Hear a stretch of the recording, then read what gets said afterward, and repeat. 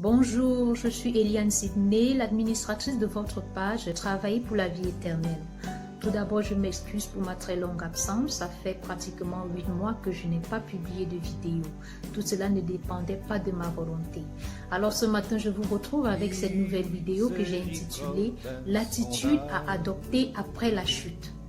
Beaucoup de chrétiens, lorsqu'ils pêchent, éprouvent de la honte à aller dans la présence de Dieu. Ils ont honte de prier, ils ont honte d'adorer. Certains s'éloignent même des frères et des sœurs en Christ avec lesquels ils avaient l'habitude de partager la parole de Dieu. À la limite, certains s'éloignent même de leurs assemblées chrétiennes juste parce qu'ils ont peur d'être exposés, peur d'être mis au dernier banc.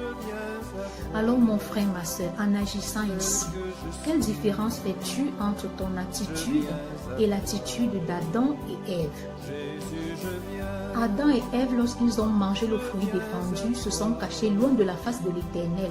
Ils se sont cachés parce qu'ils étaient nus. Ils se sont cachés parce qu'ils avaient peur. La Bible dit dans Genèse 3, verset 10 que Adam répondit à Dieu, « J'ai entendu ta voix dans le désert et je me suis caché parce que je suis nu. » Mon frère, ma soeur, c'est vrai qu'en tant que chrétien, il est honteux de commettre certains actes, ça il faut le dire. Mais fuir n'est pas la solution. Te cacher n'est pas la solution. Si tu fuis loin de la face de ton Dieu, tu vas te faire pardonner comment? Tu vas te faire purifier comment? La Bible dit qu'il n'y a aucun péché que le sang de Jésus-Christ ne peut laver. Dieu n'est pas quelqu'un qui nous attend avec un marteau pour nous briser la nuque à la première erreur. Non, non. Dieu est notre Père. Regardons un peu nos petits-enfants, comment ils se comportent envers nous. Ils n'hésitent jamais à venir vers nous, même lorsqu'ils viennent de se salir les mains. Comportons-nous ainsi avec notre Dieu. Pour le moment là, Jésus-Christ n'est pas encore notre juge. Il est encore notre avocat.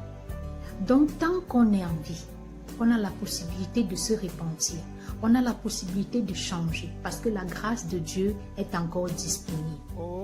Donc mon frère, ma soeur, si tu as péché là, ça ne sert à rien d'aller en bas du lit car même là-bas, là, Dieu te voit. Donc tu ferais mieux de sortir du bas du lit, de confesser ton péché et de te repentir. Sur ce, je te souhaite une excellente journée. Au revoir.